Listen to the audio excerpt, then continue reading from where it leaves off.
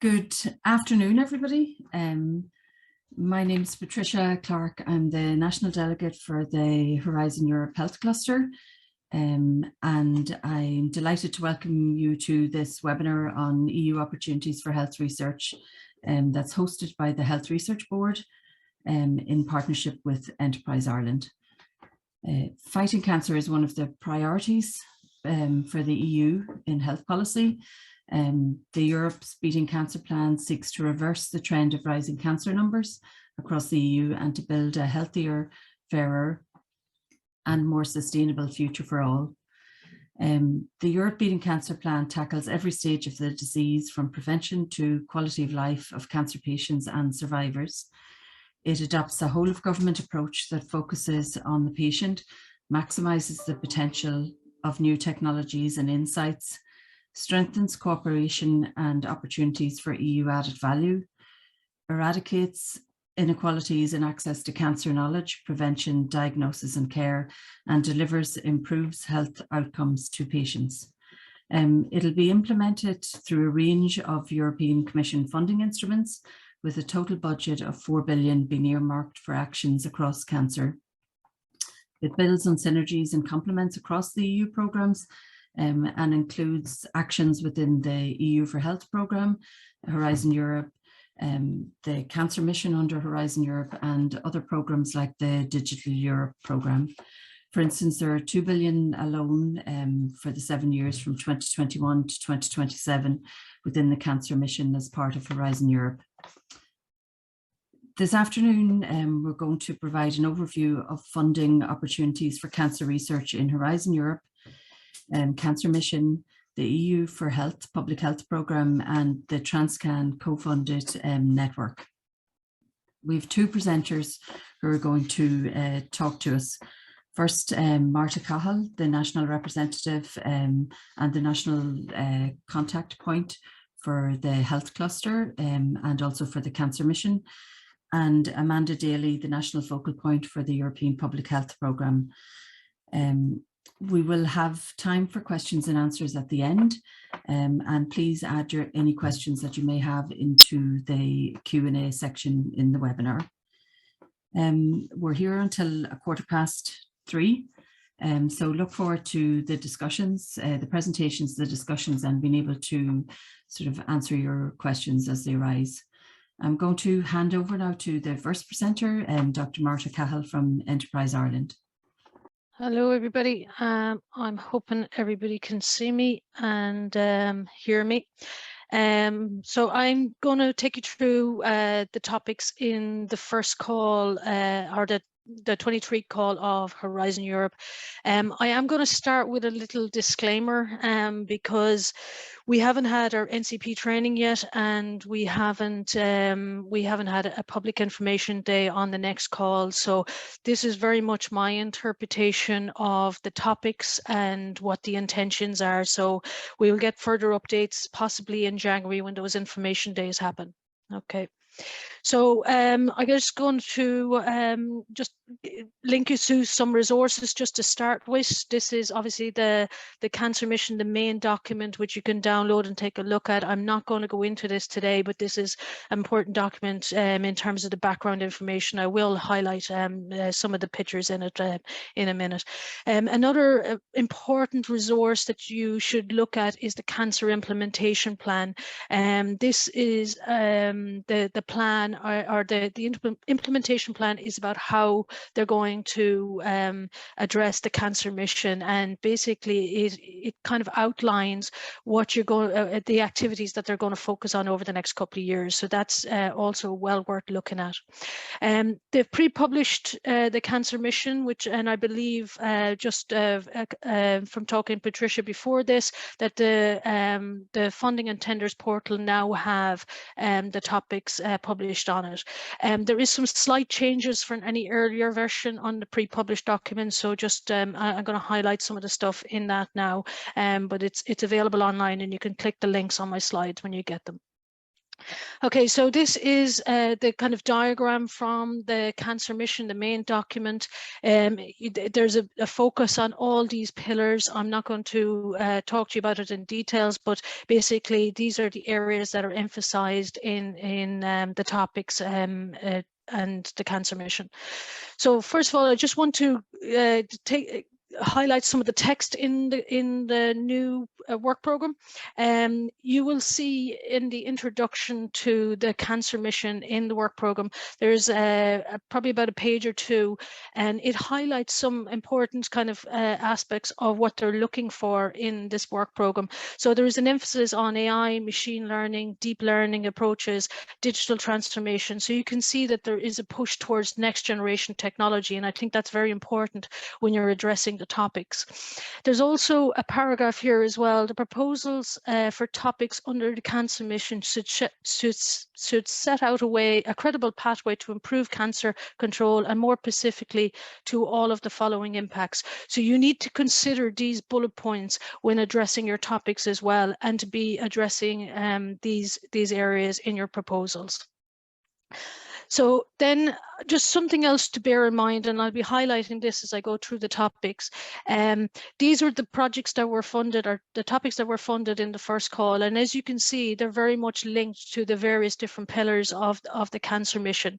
What the Commission are also trying to do is build portfolios of projects around certain areas. So there's going to be a portfolio approach.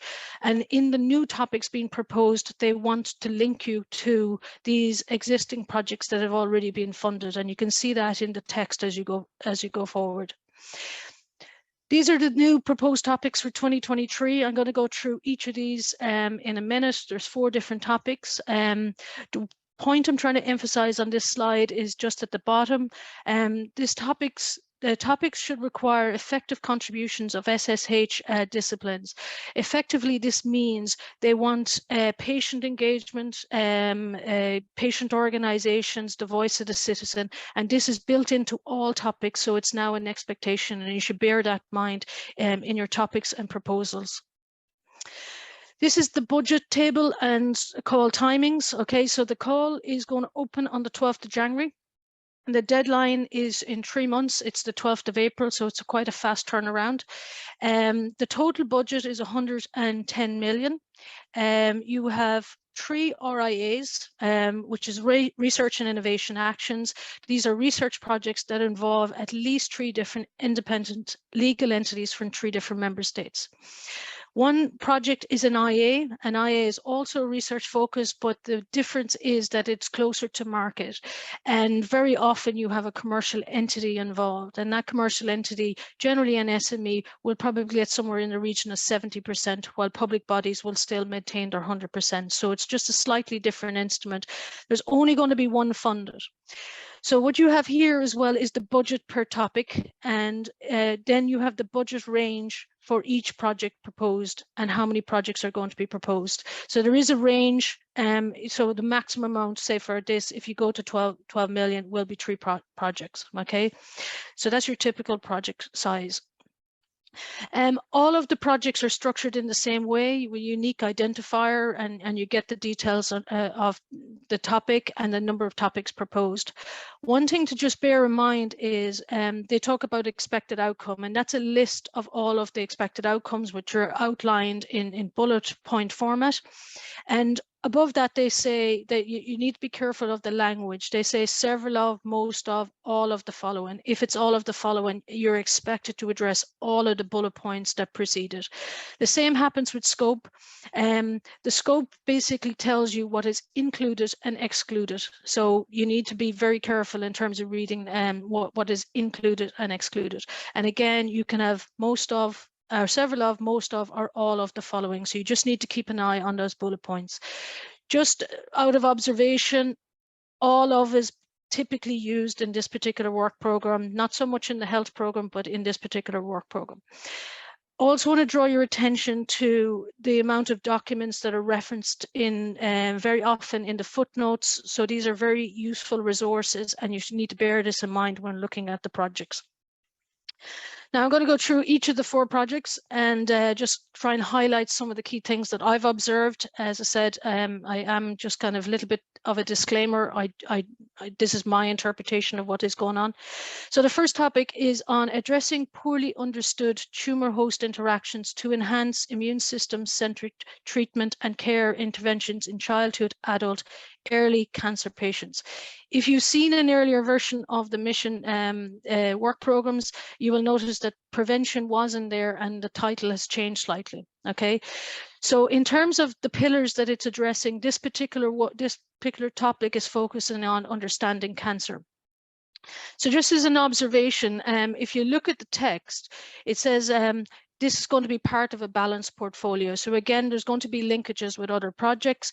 And also what you will see here, and this is really important to bear in mind, that there normal thresholds and ranking will apply, but ranking will also preferential ranking will also be given to projects that look at children, adolescents, and young adults, cancer in children, adolescents, and young adults. Okay. The other notable thing here is that normally you would have an RIA with 45 pages. That's the limit, and that's for all of the other RIAs. But in this particular project, it says there's an exceptional page limit of 70 pages. So they're expecting a very detailed application with that page limit.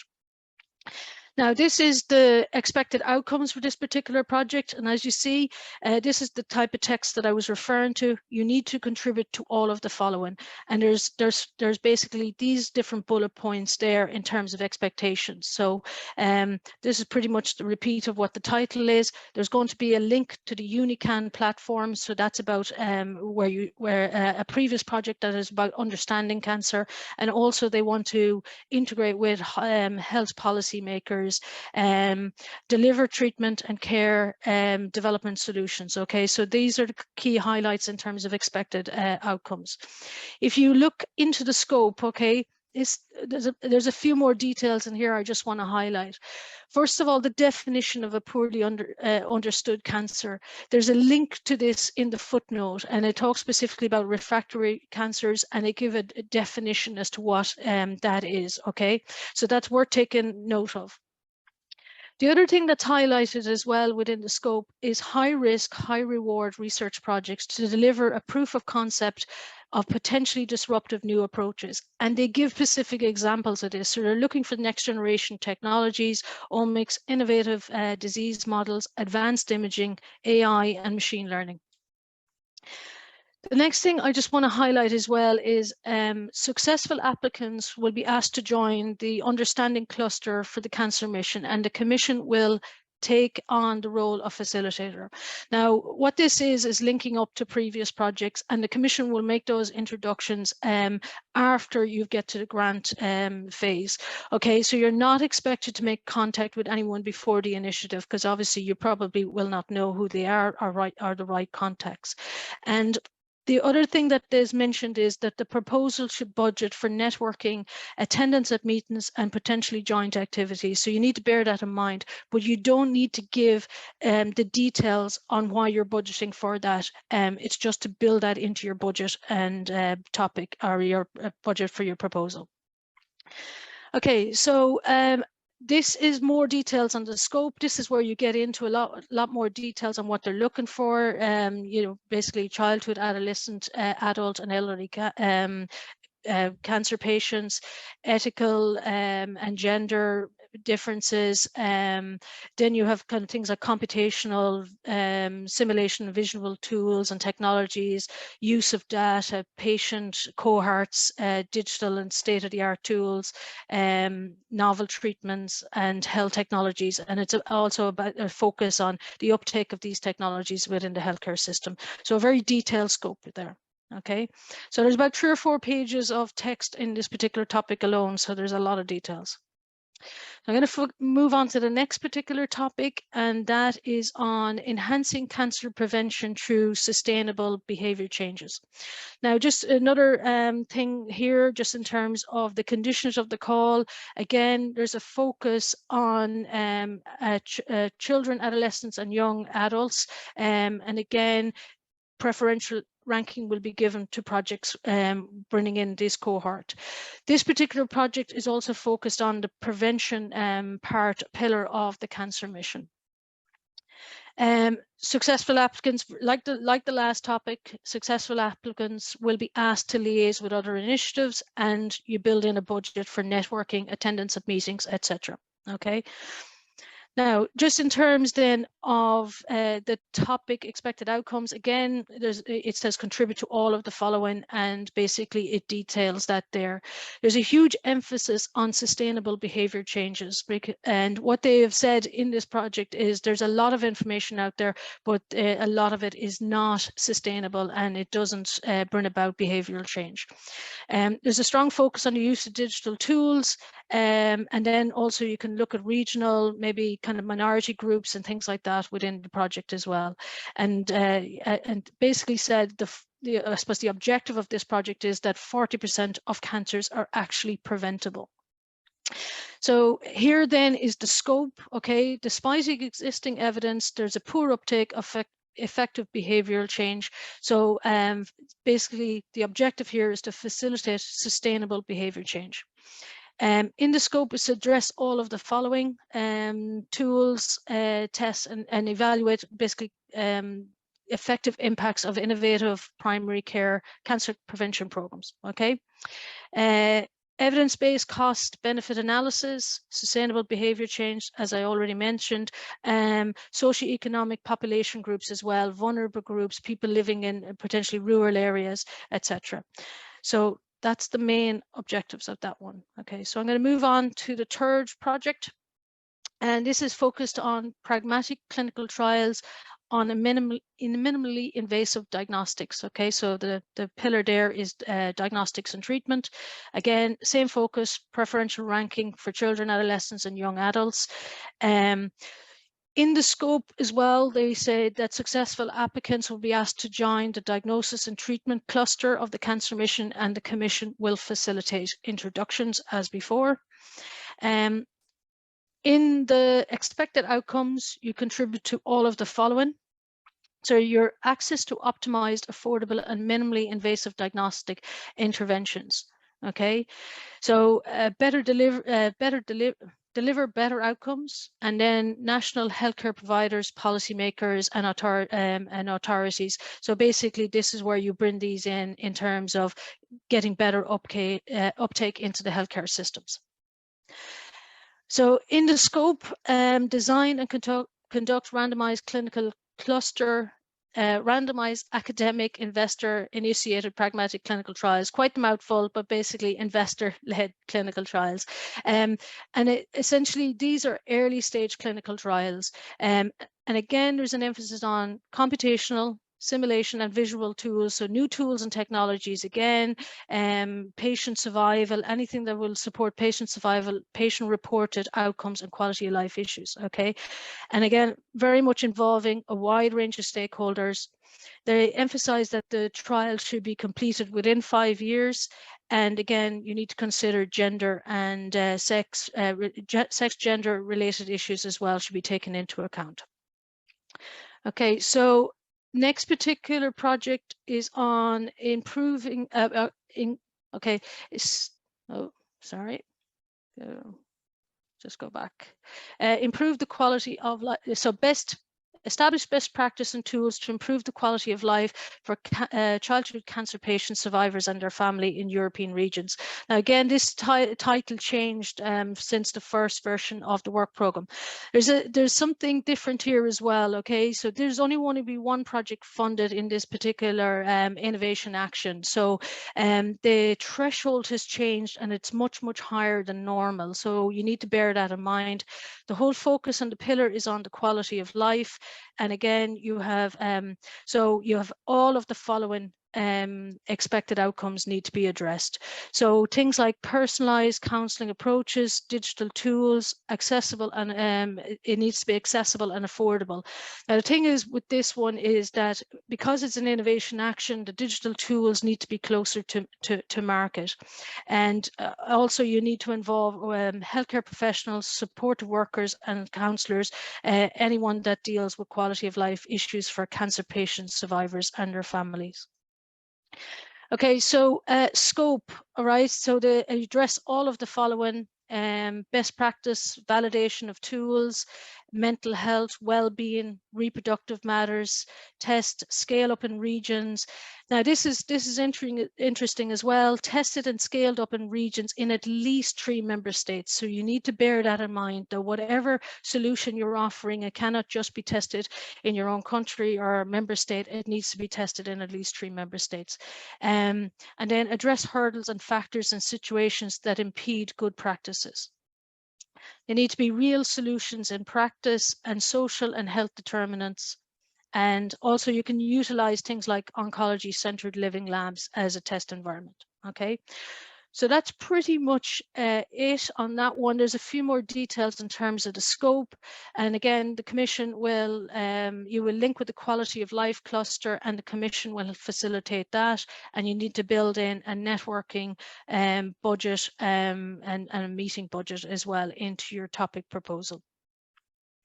So I would suggest you familiarise yourself with the funding and tenders portal. All of the documents will be in there. I suppose one thing I will just maybe advise you to watch out for is that first project that has 70 pages. There might be a separate template for that particular project. So given that it's much longer, so I'm going to keep an eye on that, and I'll let you know as soon as I'm aware. And also bear in mind that if there's clinical trials involved, you might need to look and complete the essential information on clinical studies as well. It may be mandatory with your project. So also bear in mind that you can apply for coordinator support grants and travel grants. These are available on our website. The sooner you get the application in for that, the better. Okay, and then also just finally, just sign up for the newsletter. I haven't sent any out in a while. Please forgive me, I'm trying to catch up with myself. But you can sign up here and or else on the homepage just by clicking Cluster Health. And I'm hoping to get one out before Christmas with all the details. So there's my contact details. I'm going to hand you over now to Amanda Daly, who will talk to you about the EU4Health programme. Thanks, Martha. Hello, everyone. I'll just share my screen. 1 second.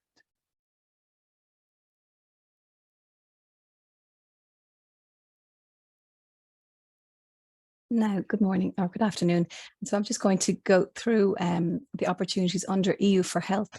And just to do that, I'm just going to give you a brief introduction into the EU4Health, because I know many people are quite new to this. And just to let everyone know that the EU4Health programme is the 4th public health programme, but compared to its predecessors, it's much this and more ambitious. And this is accompanied by a larger budget of €5.3 billion over the next 7 years. So it's almost 10 times the previous programme. So with that, the Commission has you know, really great ambitions for this programme to be a potential game changer in healthcare and healthcare systems. And ultimately, it is a response to COVID-19 and just a message from the Commission of the importance of public health going forward. But it's not just about addressing pandemics and crises, but it's also about, you know, complementing national health policies, strengthening our health systems, and to overcome our shared challenges. So just a brief overview of the objectives. It's very broad in scope, but it does have objectives to improve and foster health in the Union, to protect people from serious cross-border health threats, and improve access to medicinal products, medical devices, crisis-relevant products, and to strengthen the health systems. But I suppose I just want to clarify that there are huge differences between Horizon Europe and the EU4Health programme, in that the EU4Health does not fund research per se. It is dedicated to health, but it funds implementation of European policies and implementation even of uptake of research, of pilot studies and best practice. So I know. So all of the European policies that are coming out of the Commission, so the Europe Screening Cancer Plan, which Patricia referred to and we're talking about here today, 4 billion is assigned to that, but 1.25 billion of that will be funded through this programme, and that's why we're here today. Another relevant topic to this audience here today is the Healthier Together initiative, which is all about EU non-communicable diseases, and a lot of the EU4Health funding is assigned to that as in addition to the 1.25 billion on cancer for cancer. So unlike Horizon Europe, again, the EU4Health has an annual work programme. So every year we have a new work programme, and the 2022 was adopted in February. And we gave a webinar on that earlier this year, but we've recently, the 2023 programme has recently been adopted in November of 2022. And again, this provides the full list of actions to be supported in 2023, indicative timelines for call launches, etc. So there are some differences. So the programme comes in under 4 strands, and cancer is a cross-cutting theme. So if you are looking for cancer actions, there is a section on cancer, but they also may be spread across other themes as well, just for you to keep an eye on. And then again, this is quite a complex program, and with it comes different funding mechanisms similar to Horizon Europe, but they're open to different, I suppose eligible entities are different for different grants. So that we have grants and public procurement, and the grants and the ones that I'm discussing here today are under the call for proposals for action grants, and they're open to any legal entity. Although in the call documents and in the work programme, there are targeted applicants for a given topic. So it's very important to look at the targeted applicants to make sure that you fall under that listing. Then there are other direct grants to member state authorities. So that's where the government departments or their nominees, such as state agencies, they get involved, or else other international organizations.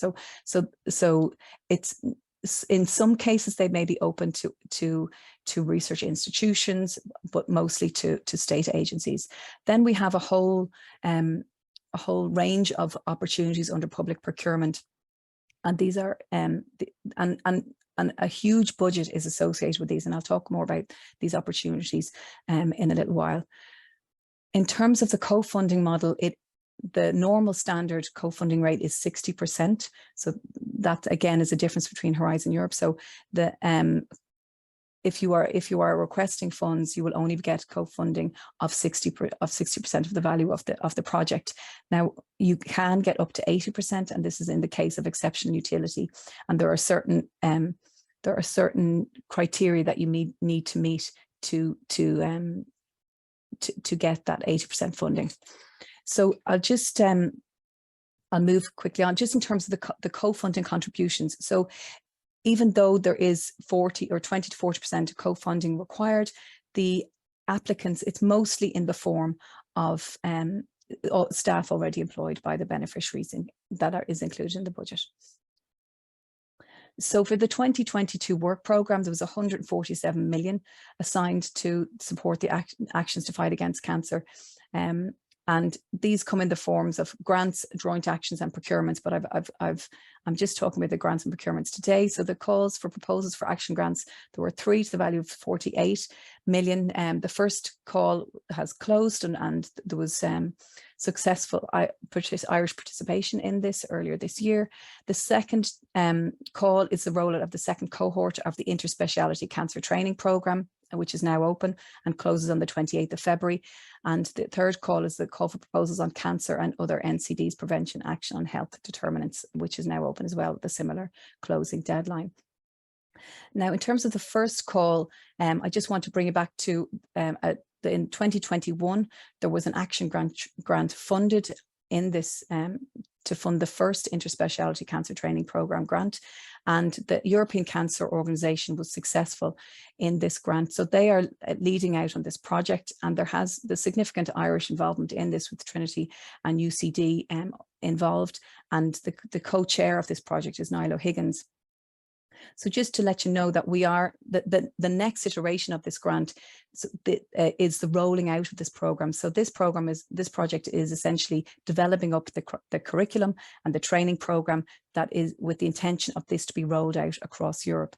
This next phase of funding is for member states to roll out this training programme. So with that, there is so the objective is to extend the implementation coverage of this first cohort programme by enrolling new cancer centres, as well as additional trainers and trainees. So it's expected to train medical doctors and nurses and other specialised staff albeit working in cancer centres in the 3 specialities of clinical oncology, surgery, radiology, and radiation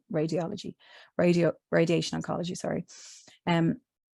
And so the activities will centre around training, and the expected outcomes will be in the upskilling and reskilling of healthcare professionals in the areas of clinical oncology, surgery, radiology, and radiation technology, as well as nursing and other specialised services. So there are specific indicators within this call that they have to reach. They have to roll out this training to 15 member states. So they are trying to reach out to a lot of member states. So, and I mean, the targeted applicants are academic and education establishments, which would be, you know, involved in the training of cancer professionals. And so if you are interested in this, please let me know. I am working with the European Cancer Organisation already and Niall O'Higgins to try and bring this project to Ireland. So it will be great to get your support on this. They do have a website that you can offer you can contact the European Cancer Organisations specifically and provide any input into the training where relevant. So please feel free to do that. I'll put in more information on that in my slides. So the second call is on EU4Health, the cancer and other NCDs, prevention action on health determinants. And as I mentioned earlier, there are other types of grants called joint actions. And there was a joint action earlier in this year on the exact same topic. So the call objective is to actually complement what the member state authorities are doing in this space, and that civil society organisations and research institutions, etc., would complement those. And so they would run in parallel. And the activities supported here are the design, planning and implementation of best practices, the production of public health guidelines, patients and caregivers consultations and any other actions that can benefit citizens directly, the preparation and rollout of innovative practices and pilots, and support actions such as training, twinning, health communication or health literacy. So again, the expected outcomes are to reduce the burden of cancer, and the types of applicants are civil society organisations as well as academic and educational institutions. The budget here is 11 million, 8 of which is for cancer specifically, and it is expected that 8 grant agreements will be awarded under this topic. Now, in terms of the budget, when I sought clarity on on the funding limit for this grant, they said that the budget request needs to be justified. It doesn't need to be at 1 million. There is no cap on that, but just that it needs to be realistic, feasible, and address all of the activities that are specified in the call document. Any questions on that specifically, please come to me. There was a webinar on these calls in October, and there's a recording of this if you want to go back and listen to that. I'm just moving now to public procurement. So I know this isn't where academics per se aren't as familiar with this type of funding, but there are a huge number of opportunities under EU4Health in this space, and I think it's a really good opportunity for people to look at. The first is in the development of a code of conduct on fair access of cancer survivors to financial services, and it's 2 million funding available for that. That's now open, and I'll just go through a little bit more details on that with a deadline of 23rd of January. The public procurement timelines are much tighter. There's also upcoming a study on obstacles for cancer survivors to return to work with a budget of 500,000, and a mapping and evaluating the implementation of Europe's Beating Cancer Plan at 1.5 million. There are a list of other public procurements in kind of tobacco and even the obesity area that aren't directly in cancer, but I'd be happy to discuss them with anyone if they would like. So just in terms of the tender that is open at the moment, it's a comparative study on the legal frameworks for safeguarding fair access to financial services, including insurance in member states for cancer survivors in a long-term remission, including their impact. And so it's a service, obviously a tender, and it'll include a review of medical evidence on remission, including an identification of ongoing and future trends, consultation with stakeholders to be carried out and throughout the performance of the contract, and as a final output, to develop a proposal for a code of conduct on fair access of cancer survivors to financial services. So that's something for everyone to consider. So as I mentioned, the 2023 work programme has already been adopted now with an overall budget of 735 million, 187 million of which is assigned to the fight against cancer. And there are two action grants for this year to the value of 11.5 million. Much of the budget is actually going to joint actions, but there are a number of tenders as well directly in this space. And I'll just briefly go through those also. So the first call is the call for proposals to support the implementation of the strategic agenda for medical ionizing radiation applications, so SAMIRA 95. And the objective of this action is to pilot clinical audit campaigns in member states in diagnostic and interventional radiology, radiotherapy, and nuclear medicine by identifying and bringing together relevant actors and resources. So the types of activities that are supported are actually just piloting audits in either single departments, or whether it be a hospital or hospital trust, or a whole coordinated approach to auditing in several member states. They are looking at for applicants to scale up pilot outcomes into broader health system practice of member states. So it's quite a specific topic. And again, it'll contribute to a better implementation of the BSS directive requirement with regard to clinical audit, taking into account the different challenges across member states. And the applicants include academic institutions, research institutes, hospitals, expert networks, member states, authorities, and established networks in the field of public health. And there's a budget of 1.5 million euro in this. So the second call is one which was identified by a lot of member states as being of critical need in terms of mental health challenges for cancer patients and survivors. So the aim is to address these challenges in cancer patients and survivors and their care, not only the survivors, but also extended to their carers and families. So the whole idea behind the Europe's Beating Cancer Plan is to make sure that not only cancer patients survive their illness, but that they live long and fulfilling lives free from discrimination and unfair obstacles. So mental health challenges being one of them. So there are two subtopics within this overall topic, and the first of which is the activities that are supported are systematic screening of the mental health status of cancer patients, and again extended to their carers and families, and looking at methodologies to support the identification of patients with risk factors for mental health challenges, and looking at piloting and further testing of these methods to assess their impact and transferability at EU level.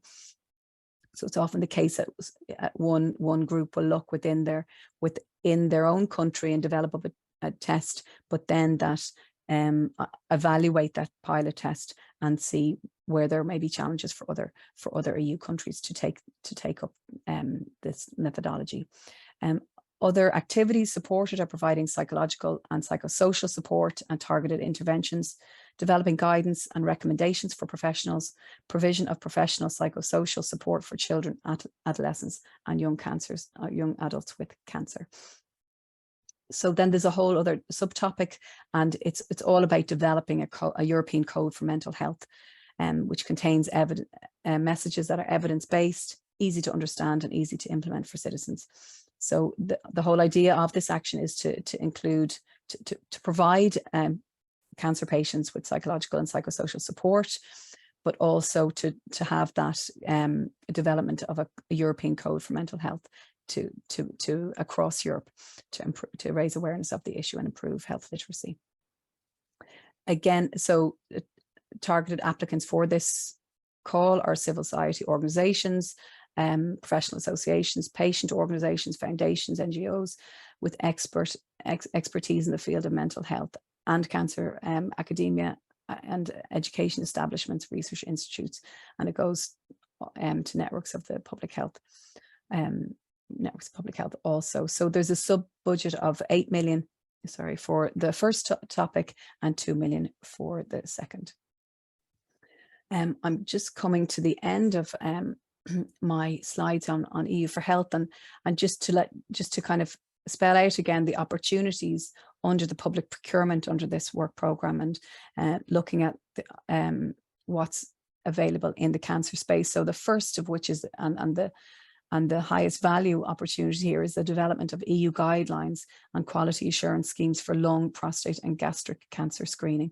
So earlier this year, there were, in the 2022 work programme, there was funds, a call to support pilots to be run and to developed and run across Europe in all three of these cancers. And so they're looking, this is kind of a follow-on action from that to look at EU guidelines and quality assurance schemes. And there's a similar joint action in this space. So it's all about, as Martha said, a portfolio of actions to support supports these different areas. So there's also an evaluation study on the use of sunbeds and cancer risk to the value of 1 million, a study on the quality of life of cancer survivors, again at €1 million, a special Eurobarometer, so looking at the attitudes of Europeans towards alcohol consumption and the labelling of alcoholic beverages with respect to health policies at 500,000, and to support the implementation of the strategic agenda for medical ionising radiation applications at 300,000. And there is more information on this in the work programme, and I'm happy to talk to anyone who's looking at these different opportunities. So that's all from me on EU4Health. We have a dedicated website on the HRB website. If you just go to EU4Health information, and if you have any queries, I'm happy to answer them. Just contact me directly on amanda.daly@hrb.ie. I don't have a newsletter, but would hope to meet with any to set up some dedicated sessions on with the research offices in particular to address any queries on these.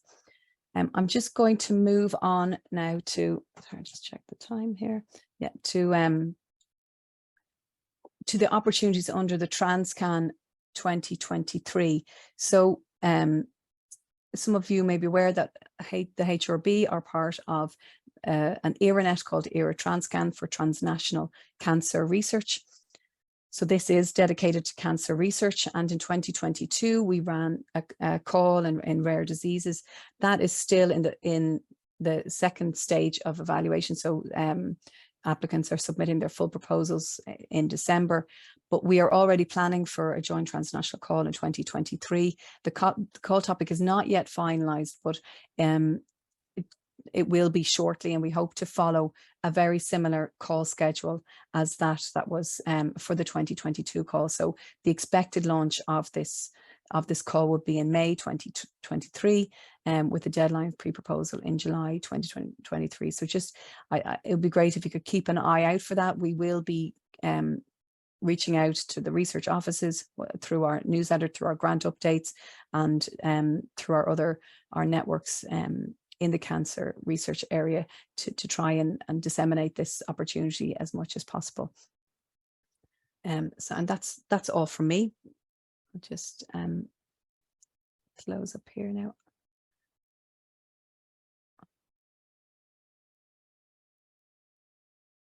I'd like to welcome back my other colleagues, I think, and we can have a Q&A session. I'm not sure if are there any questions in the...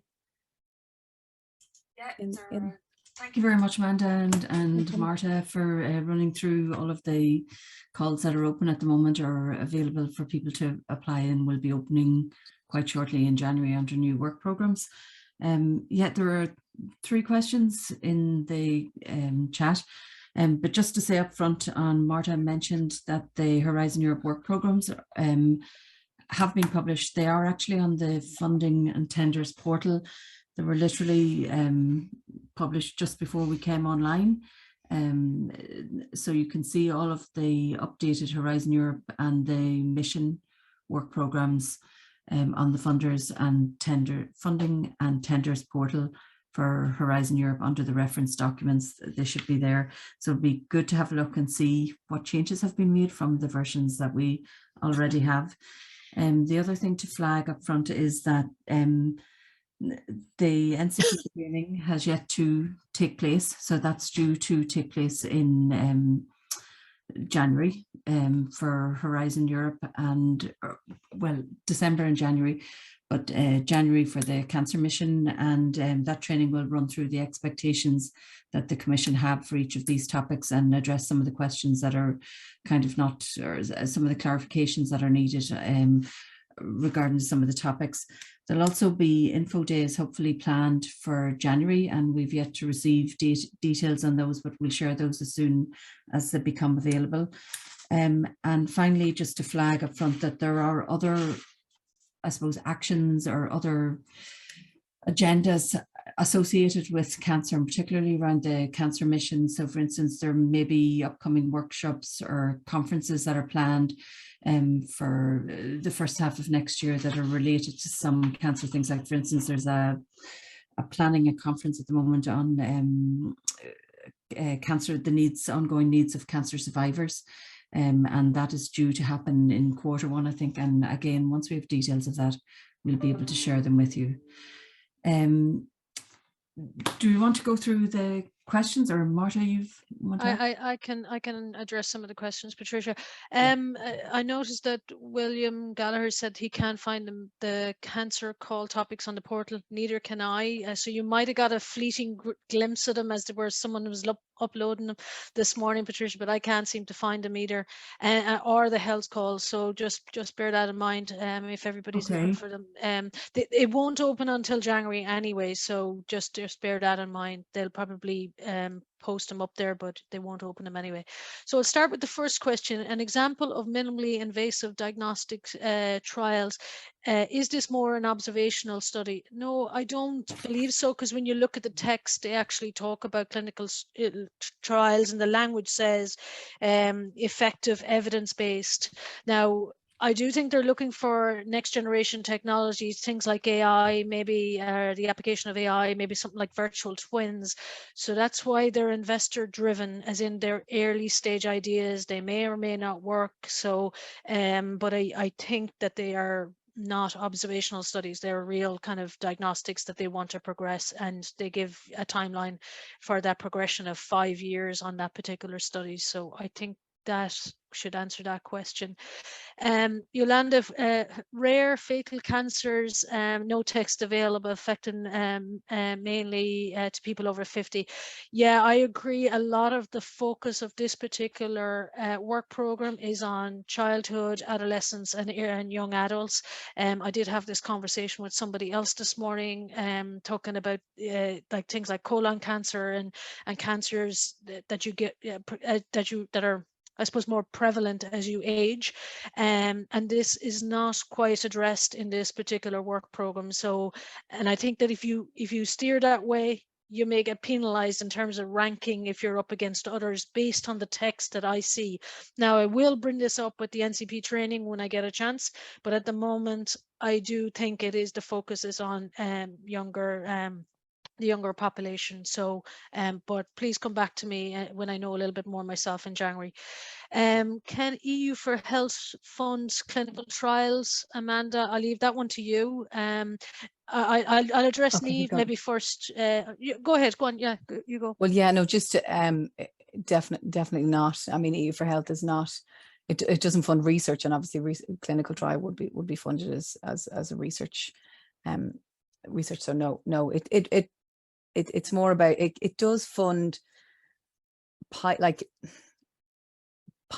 like if an action has been, or if an intervention has been identified as a best practice, then it can be rolled out across Europe, but it wouldn't be classified as a clinical trial. It wouldn't be regulated, or it would be more like a best practice, like rolling out a public health intervention essentially.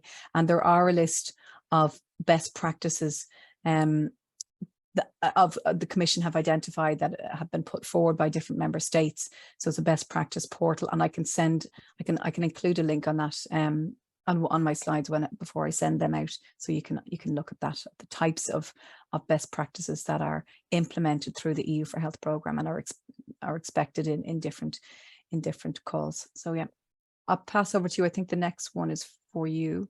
Yeah, so this is a question in for Niamh. Martin mentioned oncology living labs. Is there a list of such entities? Not that I'm aware of. You know, I think basically what they were referring to there was an environment in which you can find, I suppose, and get access to patients, and that would be an oncology kind of living lab as a potential example. I don't think there is a list available. If I do come across some resources, I will let you know for sure. And then I think we're nearly there. Oh, Hugh, yeah. The expected outcome of cancer, the first call on research on poorly understood cancers in children, adolescents, our projects expected to look at 4 age groups. Yeah, sorry, I get what he's saying. So in the very first topic, it says children, adolescents, young adults, and elderly. And apologies, Hugh, I know I had a question for you in my inbox, and I didn't get back to you. I don't know is the answer. Okay, so do you need to address all of them? I don't know, and it is a question that I can raise with the Commission. I would say if you could cover the spans of that particular age group, I think that would be favourable. And I think that in the very first topic, they kind of alluded to that if you get preferential ranking if you can cover the breadth of it. So I'm going to have to come back to you to get further clarity, but. Yeah, it's a good question. Is the procurement section fully funded? Amanda, that's for you. Yeah, so the 60 to 80% co-fund is only for the grant section. So yeah, procurement is 100% funded. So that is of note. I just see another question there on the coordinator grants, and I'll just take this opportunity to say that actually the Enterprise Ireland coordinator grants are available to applicants that are applying for the EU4Health as well as Horizon Europe, but I'll pass over the eligibility question to yourself, Martha. Oh, what is the eligibility question? It's whether the NGOs and patient organisations can apply. Okay. Oh, sorry. By Evelyn Monroe there. Patient organisations, no, and that was not, and that hasn't changed as far as I'm aware. I think there was always an issue about the type of legal entity that was involved, so I think they're excluded. Which is unfortunate, but we have tried, I think, legally to fund them, and I think every kind of time we try, it kind of hits a brick wall. So I think it's a no. All right. You can submit a query on the page link to the coordinator grants, and you might get a different answer, but to the best of my knowledge, it's a no. So because I've asked before. So sorry.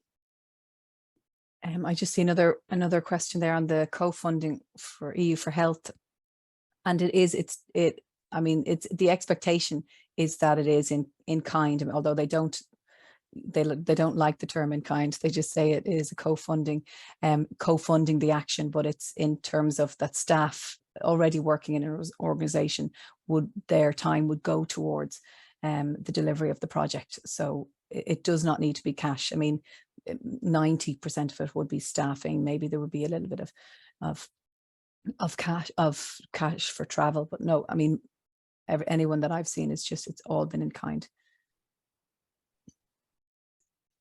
Just one more thing to bear in mind, it didn't kind of come up today, and I didn't focus on it, but the health program has some open topics as well that are not disease agnostic, you know, so that you can maybe apply there. So say, for example, there's one on virtual twins, you know, and it doesn't specify a disease to my recollection. So there could be a few open topics on the health program where you could actually, you know, look at as well.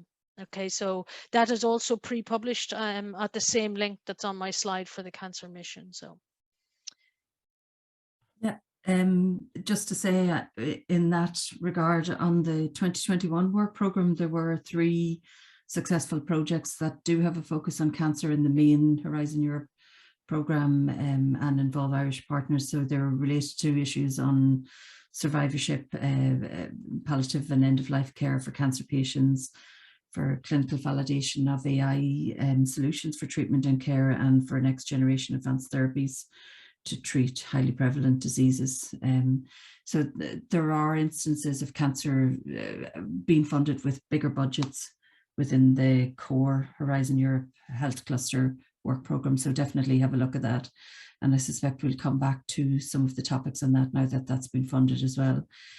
Just there's two questions, I think, from yourself, Liam, on the actual publication of the programme. I did have a double check there to see if I'd seen something I shouldn't have seen, but in the reference document on the funding and tenders portal, if you're looking at the PDF versions of the publications are there, and they are dated the 6th of December, which is today. So I suspect they're making their way into the actual individual call topics, and they should be up pretty shortly. But if you want to see them now, they're there as PDF versions of the work programs. Okay, I mean, we have another couple of minutes if there's any other questions. I don't see any here. They may also hold a brokerage event as well. We have got no details on that. We've got no details on NCB training. We've got no details on an information event, and we've got no details on a brokerage event. But these may all happen in January, okay? Because the health program, the information event is in January, and the brokerage event is in January, and the cancer mission may be the same, okay? So we'll update you as soon as we know. Okay. I see another question on procurement. So Liam has asked, how do you search for procurement? And with great difficulty, to be honest. They don't make it easy for us as national focal points, but they're trying their best.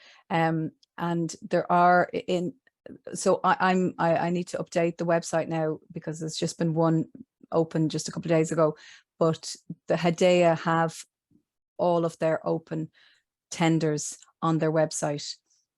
Now it's sometimes it is hard to find that. That's where it is, but I will try and have mine up to date as possible. There's on the HRB website, there's a list of the tenders that we've been told are due to be published shortly, and that was at a recent meeting in the Commission. They're due to be funded, and there are pins associated with them that you can click onto and go to the link within the tender portal, or ETED, so where all of the information is found. But it's very difficult to get alerts specifically for EU4Health tenders. Unfortunately, the only way to check is through HDEA website, or our website, and I update anything that is coming up on our grant updates. So if you're signed up to the HRB newsletter and e-zine, all of that information will be included there. So we update any new, even if it's upcoming or if a PIN has been published, we will. That's a PIN is a prior information notice. So that just gives a little bit more information on the tender, and that it will be published shortly, but it doesn't specify any timelines. They aren't held to any specific timelines on when they should be publishing a tender, but that it's in process, and because everyone has to have the same information. So it's a very regulated area in terms of information release on tenders. So if you have any questions on that, just give me a shout. William just said as well, he's interested in the quality of life cancer survivor topic, but I think that's the one that's in your program as opposed to my program. Okay. Yeah. If it's in my program, just bear in mind there's only going to be one funded. So well, I think this is a tender, so there will only be one funded also. So yeah, okay, I'll send on anything I have to you on that. Okay. I think we've exhausted our questions. I think that's all of the questions that are there. Just to say that there is a strong team of people who work in European programs, including Marta and Amanda and myself here, that we will be appointing a new health NCP to replace Kay Duggan-Walls from early January. So there will be an extra person who will be available to support calls. Just thank you very much for joining us this afternoon. I don't think there's anything else anybody wants to add here before we close the webinar. Again, if you have any questions, we come back to us, but we will share the slides, and I think there will be a recording of the webinar as well, which will also be shared. Thank you very much, and we will be in touch. Thanks, Bye-bye. everyone. Bye. Take care. Bye-bye.